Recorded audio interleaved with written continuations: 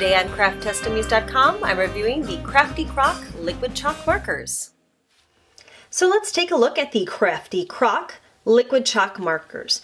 Now the first thing I want to point out, it says it's for use on glass, plastic, metal, glossy board, LED boards, and non-porous surfaces. But if you look over on the side, it also says, if you take a look on the back, it says right here that you should test in a small area before using on a painted surface, included painted chalkboards. So for me, this is kind of a red flag that maybe these are not going to be the best for a painted surface, but more like, a commercial write-on wipe-off board. But let's go ahead and take a look at the markers. The package I was sent to review has a beautiful array of colors, including these ones here, which actually look pretty neon when you see them on a dark surface.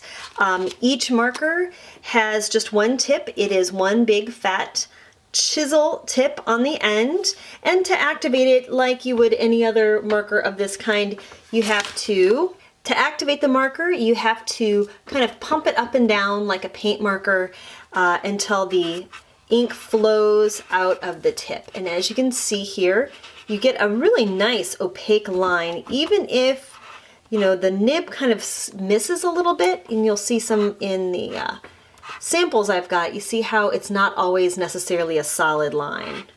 But I think that's what kind of maybe gives it the chalky type of look. So let's look at some samples. Here's something interesting. This is not on any of the packaging, but actually each tip is reversible. That means that I can pull it out and reverse it so that it has a round nib on one side or the chisel on the other, depending on what you want to use. You also get 2 extra nibs in the package. Okay, so for the first sample, I actually used kind of our write-on wipe-off board that we use at the house. It goes on beautifully opaque, and it's almost a little raised. It definitely feels more like a paint marker, but you can see right here that I can actually just erase it with my finger and it comes off pretty cleanly. Now this is only maybe 48 hours old, but you can see that it's really nice and thick and opaque, which I really like about this marker. In this sample, I used a little bit of craft plastic, like an acetate. I just wanted to see if it would actually dry, and it does, which is pretty amazing. However, it is pretty fragile and you can scratch it off. Now, if I was going to use this maybe on the underside of a shaker card where it would be a little more protected, or inside a frame, I think this would actually be a fun, viable technique. But of course, if you're going to put it on anything where it can be scratched or damaged, it's not going to last very long. Most of us, though, will probably use a liquid chalk marker actually on paper to kind of give you that chalky look. Now, I'm showing you on a piece of navy blue cardstock, and you can see just how bright and vivid these colors are. I mean, it's pretty amazing. The only one that's not really impressive is black on dark cardstock for obvious reasons.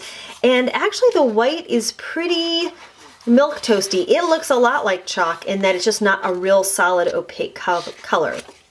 But the colors themselves are beautiful. And let's see here. If I drag my finger across like a regular chalk, they will actually smear a little bit. Look at that. Who knew? So again, looks really great, but if you're going to have it in a high traffic area, it may come right off on your hand. Look at that.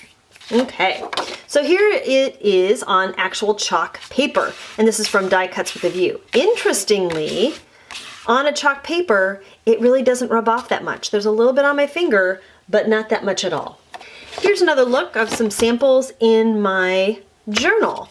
This is a gessoed page, and you definitely get that kind of chalky finish with it, which I think maybe adds a little bit to the effect. It does come off. And this is contact paper. On the contact paper, it doesn't budge hardly at all. Maybe just a little, no, not, well, a little bit. See if I rub, I can get it to come off. But on the chalkboard paper, it works pretty well. And we'll try this with a wet rag in just a minute.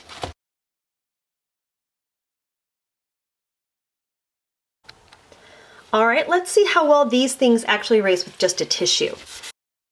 So on the gesso, it does not erase very well with the tissue at all. Ooh, squeaky, squeaky table.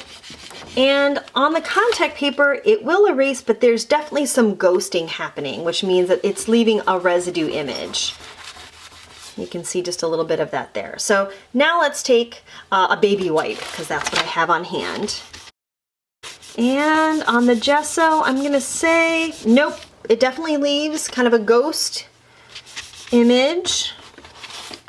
And let's try it over here on the contact paper.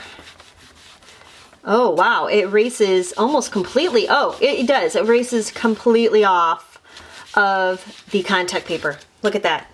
It's like it's never been used. Perfect. And interestingly, you can also completely remove it from the chalkboard paper, which is kind of great. One more sample here. I have a whiteboard, and I did this morning. And again, it erases off very easily, even with just a tissue paper or your finger. Here, the red is starting to stain a little bit. And this is from this morning. So I'm gonna just erase it with the wet baby wipe and see if it'll all come off. And it looks like that was probably enough to clean it up. I'll have to try some though and leave it on for a while and see if it stains if you leave it for too long, because that's always kind of the concern. Now, it said it's not really meant for painted surfaces. This is my painted door, and I thought I would just try it to see how it works. So it doesn't really come off with a finger. And let's try it with a tissue. And there might be a little smearing there, but not really. And now let's try it with the wet.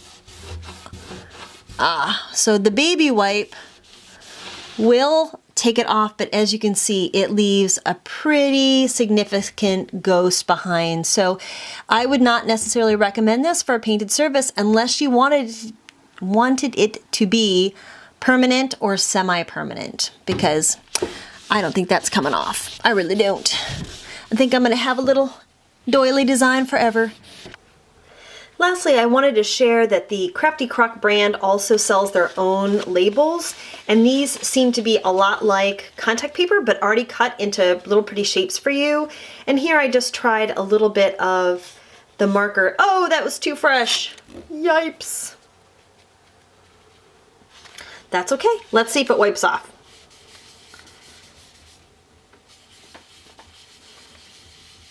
And look, it wipes clean. Yay! So if you wanted to reuse your labels, you could. Let's see, is this one dry? Yeah, that one's dry. This one is still wet, you can tell. But that means that you can use these labels and then reuse them as you need to. So there you have it. These are really great opaque markers. If you want them to stay on a surface, you definitely want to seal them and make sure you remove them carefully. So thank you so much for watching. Please like and subscribe in that little box above, and we hope to see you for the full review on craftdustdummies.com. Thank you so much and have a crafty day.